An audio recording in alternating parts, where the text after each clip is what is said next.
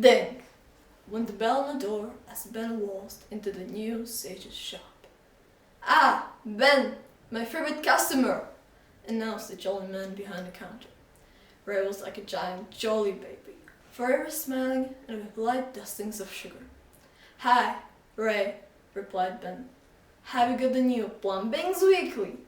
Never mind cisterns and new bends and stopcocks," he exclaimed. "Have you not seen the news?" "What news?" "The news. "What news? "The news. "What news? "The massive Tutankhamun has been," Ray left a dramatic pause, "stolen." It was all there on the front page of the newspaper. "The mask must cost millions, billions, trillions, squillions."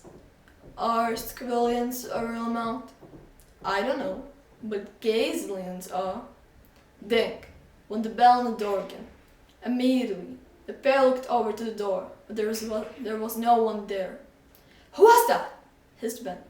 "No one," replied Ray. "It can't have been no one. I didn't see anybody come in or out." "Who was it then?" "Just a free gust of wind," said Ray, walking over to the door and closing it. Meanwhile, Ben scanned the aisles of the shop, but he couldn't spot anyone. He lowered his voice. "So, who stole the Tutankhamun mask?" "No one knows, but the thief was so daring they even left behind a clue."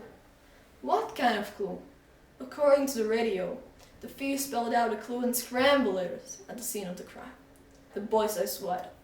Scramble has always been his grandma's favorite game. "What did the scramble letters say?" "Meow." "Meow?" "Meow! Like cats go meow." The boy was stunned into silence. It sounded awfully like it was a clue to the identity of the thief. "Are you all right, Ben?" asked Ray. "I'm fine," he lied. "You look faint." Ray began running around his shop. "Here, have a sniff of an extra strong mint that will bring you round." With that, the man all but inserted the packet up the boy's nose, and Ben took a long, minty snort. "It's impossible." "What's impossible?" "It can't be true." "It is true. Look, it's all over the TV as well." With that, Ray thumbed the black and white television he'd always kept behind the counter. Newsflash flickered into view. The newsreader said, "We bring you some breaking news. The mask of Tutankhamun is—" "Oh my word, they must have found it!" exclaimed Ray. "Still missing." "I don't know why they bought it," muttered Ray, turning off the television.